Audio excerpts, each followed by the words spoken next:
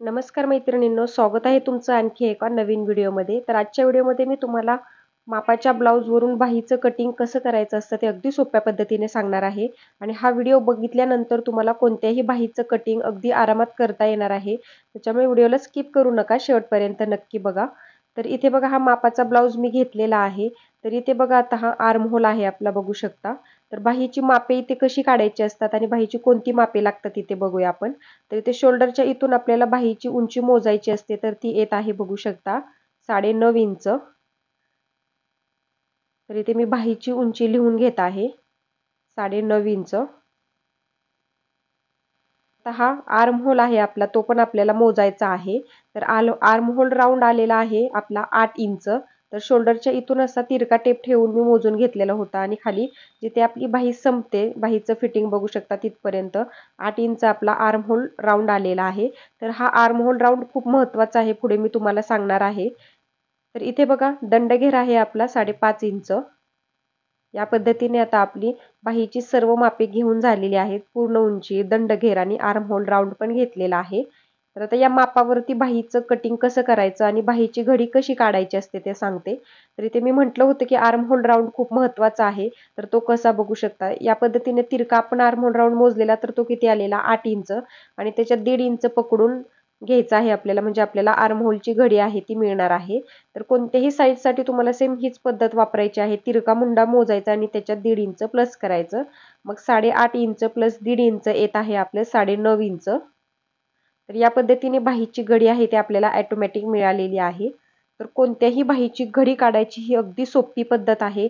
कोणत्याही मापाचा ब्लाऊज येऊ द्या किंवा कोणत्याही उंचीची बाही तुम्हाला कटिंग करायची असेल, तर सर्वात महत्त्वाचं आपल्याला बाहीची घडी किती टाकायची हा प्रश्न असतो. तर इथे बघा, हा सोपा फॉर्म्युला मी तुम्हाला सांगितलेला आहे. जेवढा आर्महोल तिरका मोजून येईल त्याच्यात 1.5 इंच सर्व साईजसाठी प्लस करायचा आहे. तर बघा, आता मी 8 इंच मोजून आलेला होता आर्महोल आणि त्याच्यात 1.5 इंच प्लस केलं तर आलं 9.5 इंच. तर या पद्धतीने मी पेपरची घडी आहे ती घातलेली आहे. म्हणजे आपल्याला बाहीची घडी ऑटोमॅटिक इथे 9.5 इंच मिळालेली आहे. तर एक एक्स्ट्राचा पेपर आहे तो इथे मी कट करून घेतला. तर याच्यावरती आता आपण डिटेलमध्ये मापे टाकून घेऊया बाहीची. तर इथे बघा, परफेक्ट आपलं 9.5 इंच घडी आलेली आहे. इथपर्यंत तुम्हाला समजलं. तर आता उंचीमध्ये आपण काय करायचं आहे, 1 इंच प्लस करून घ्यायचं आहे. जेवढी उंची असेल तेवढी. अस्तरच्या बाहीसाठी आपल्याला 1 इंच प्लस करायचं आहे. मग 9.5 इंच प्लस 1 इंच आलं 10.5 इंच. तर तिथे मी मार्किंग करून घेतलं उंचीचं. आणि जर तुमची अस्तरची बाही असेल तर तुम्ही इथे 2 इंच प्लस करायचं आहे. या पद्धतीने मी पूर्ण उंचीचं मार्किंग करून घेतलं 10.5 इंचावरती. 9.5 इंच प्लस 1 इंच 10.5 इंच आलं. आता ती रेषा आहे ती आपण सरळ आखून घेऊया. तर अगदी सोपी पद्धत आहे बाही कटिंगची मैत्रिणींनो. व्हिडिओ स्किप करू नका, शेवटपर्यंत नक्की बघा. एवढी सोपी पद्धत तुम्हाला आजपर्यंत कुठेच पाहायला मिळाली नसेल. तर इथे बघा, पूर्ण उंचीचं मार्किंग करून झालं. आता सर्वात महत्त्वाचा प्रश्न येतो, कॅप हाईट किती टाकायची उंचीनुसार. तर त्याचा पण सिक्रेट फॉर्म्युला सांगते इथे. जेवढी आपण बाहीची घडी घेतलेली होती त्याच्यात अर्धा इंच प्लस करायचं. तर बाहीची घडी आलेली होती 9.5 इंच आणि त्याच्यात अर्धा इंच प्लस केलं तर आलं 10 इंच. तर बंद बाजूकडून मी असा टेप फिरवत बघितलं 10 इंच कुठे येत आहे आणि तिथे एक मार्किंग करून घेतलं. तर इथे बघा, वरून खाली आपण परफेक्ट मोजलं तर आपल्याला 3 इंचावरती कॅप हाईट आहे ती मिळालेली आहे. तर या पद्धतीने तुम्हाला अगदी परफेक्ट अशी कॅप हाईट आहे ती भेटून जाते. तुम्हाला कोणताही इथे चार्ट वगैरे बघायची गरज नाही मैत्रिणींनो. तर इथे दुसरी महत्त्वाची टिप्स मी तुम्हाला सांगितली. तर आता कॅप हाईटपासून पुढे 2 इंचावरती सर्व साईजसाठी मार्किंग करायचं. तर इथे मी लिहून घेतलं 2 इंच. आणि इथे बंद बाजूकडून असा टेप ठेवून बघायचं आपलं तयार आर्म होल आपला किती आलेला होता. रेडी आर्म होल 8 इंच आलेला होता, आपण ब्लाऊजवरती मोजलेला होता. तर तो एकदम परफेक्ट येत आहे, म्हणजे आपलं बाही कटिंग एकदम परफेक्ट आहे. तर इथे बघा, आता बंद बाजूकडून 1 इंचावरती पुढच्या मुंड्याचा शेप देण्यासाठी मार्किंग करायचं आणि 2 इंचावरती पाठीमागच्या मुंड्याचा शेप देण्यासाठी आपण मार्किंग करतो. तर आता हा 2 इंचाचा पॉईंट आणि इथला 2 इंचाचा पॉईंट जोडत आपण अगोदर पाठीमागच्या मुंड्याचा शेप देणार आहोत. तर हा 2 इंचाचा पॉईंट आणि इथला 2 इंचाचा पॉईंट जोडत आपण आर्महोलचा शेप आहे तो पाठीमागच्या देऊन घेतलेला आहे आणि तो थोडासा 5 इंच खाली घेतलेला आहे बघू शकता कॅप हाईट पासून. या पद्धतीने. तर मैत्रिणींनो, एकदा ही सर्व मापे तुम्ही लक्षात ठेवली तर तुम्हाला बाहीचं कटिंग अगदी इझी होणार आहे मैत्रिणींनो. तर इथे बघा आता त्या 2 इंचाच्या पॉईंट पासून 2.5 इंचावरती आता सर्व साईजसाठी मार्किंग करायचं आहे. तर इथे मी 2.5 इंचावरती पुढे मार्किंग करून घेतलं 2 इंचाच्या पॉईंट पासून पुढे. आणि आता तिथून खाली आपल्याला पाऊण इंचावरती पुढच्या मुंड्याचा शेप देण्यासाठी मार्किंग करायचं असतं. म्हणजे दोन्ही मुंड्यातला फरक आहे तो आपला पाऊण इंचाचा यायला हवा. आता हा 1 इंचाचा पॉईंट, पाऊण इंचाचा पॉईंट आता मार्किंग केलेला होता तो, आणि हा 2 इंचाचा पॉईंट जोडत मी सुंदर असा पुढच्या मुंड्याचा शेप आहे तो देऊन घेतला. तर या पद्धतीने तुमचा आर्महोलचा शेप यायला हवा मैत्रिणींनो, म्हणजे कुठेही तुमच्या बाहीला घोळ वगैरे येणार नाही. आणि इथे बघा आता दंडघेर किती आहे आपला 5.5 इंच. तर तिथे 5.5 इंचावरती मी एक मार्किंग केलं आणि त्याच्या पुढे तुम्ही इथे 1.5 इंच 2 इंच तुम्हाला हवं असेल तेवढं तुम्ही शिलाई मार्जिन घेऊ शकता.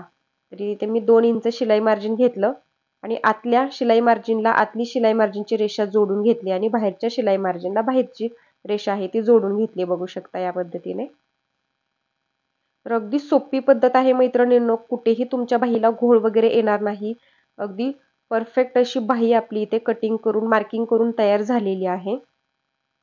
तर इथे मी सर्व मापे व्यवस्थित लिहून घेतलेली आहेत आणि तुम्हाला कॅप्शनमध्ये सुद्धा मी सांगितलेलं आहे कुठे किती इंच घेतलेलं आहे ते. तर इथे बघा आपली परफेक्ट 9.5 इंचाची बाही मी तुम्हाला कशी कटिंग करायची ते दाखवलेलं आहे. आणि याच्यामध्ये काही तुम्हाला समजलं नसेल तर कमेंटमध्ये नक्की विचारत चला. चला तर मग याचं आपण कटिंग करूया. तर आता ही कटिंग केलेली बाही मी पुढे तुम्हाला जोडून पण दाखवणार आहे. आपली बाही कुठे कमी तर पडत नाहीये ना. तर आता अगोदर आपण ही बाही दोन्ही पेपर पकडून मी पाठीमागचा मुंडा कट करून घेतला. तर बाहीचा शेप बघू शकता तुम्ही एकदम प्रॉपर आलेला आहे. जर बाहीचा मुंड्याचा शेप परफेक्ट असेल तर तुमच्या बाहीला कुठेही घोळ वगैरे येणार नाही मैत्रिणींनो, आणि घातल्यानंतर ही बाही कुठेही फिरत वगैरे नाही, एकदम परफेक्ट बसते आणि चुन्या वगैरे येत नाहीत.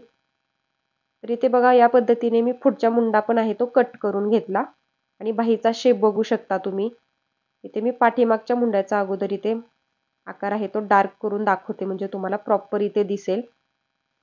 तर या परफेक्ट पद्धतीने तुम्हाला बाहीचं कटिंग करायचं आहे, कोणत्याही बाहीचं, म्हणजे ब्लाउजला तुमच्या कुठेही घोळ वगैरे येत नाही बाहीला घातल्यानंतर. बघू शकता या पद्धतीने. आणि ब्लाउज घातल्यानंतर अशी परफेक्ट बाही आपली येते बघू शकता. आणि आर्महोलचा शेप जर परफेक्ट असेल तर तुमची बाही कधीच चुकणार नाही. तर नक्की या पद्धतीने एकदा बाही कट करून बघा. तर आता ही बाही मी तुम्हाला चेक करून दाखवते. तर इथे बघा हा ब्लाउज घेतलेला होता आपण, आणि आता पुढच्या मुंड्याला पुढचा मुंडा आपण ज्या पद्धतीने बाही जोडतो त्या पद्धतीने इथे मी आता वरती शोल्डरच्या इथं अर्धा इंच सोडलेला आहे आणि अशी गोल गोल फिरवत बघितलं तर आपली बाही बघा इथे बरोबर परफेक्ट आतला जो पॉईंट आहे तो येत आहे बघू शकता 8 इंचाचा, आणि राहिलेला आहे ते आपले शिलाई मार्जिन आहे. म्हणजे आपली इथे परफेक्ट बाही आहे ती इथे कट करून मी तुम्हाला दाखवलेली आहे. इथे पण मी या पद्धतीने ठेवून दाखवते बघू शकता. हा पुढचा आर्महोल आपल्याला बघायचा आहे इथे शोल्डरच्या इथे व्यवस्थित ठेवून. तर या पद्धतीने आपली एकदम परफेक्ट बाही तयार झालेली आहे बघू शकता कट करून. तर नक्की एकदा ट्राय करा आणि ही बाही कटिंगची पद्धत तुम्हाला कशी वाटली नक्की कमेंटमध्ये सांगा. आणि तुम्हाला अजून कोणतं कटिंग हवं असेल तेही मला सांगत चला. मैत्रिणींनो, चॅनलवर पहिल्यांदाच आला असाल तर चॅनलला सबस्क्राईब करून बाजूचं बेल आयकॉन ऑलवर सेट करा, म्हणजे ज्यावेळेस मी नवीन व्हिडिओ टाकेल त्याची सूचना तुम्हाला सर्वात अगोदर मिळेल. तर व्हिडिओला न विसरता एक लाईक करा. धन्यवाद.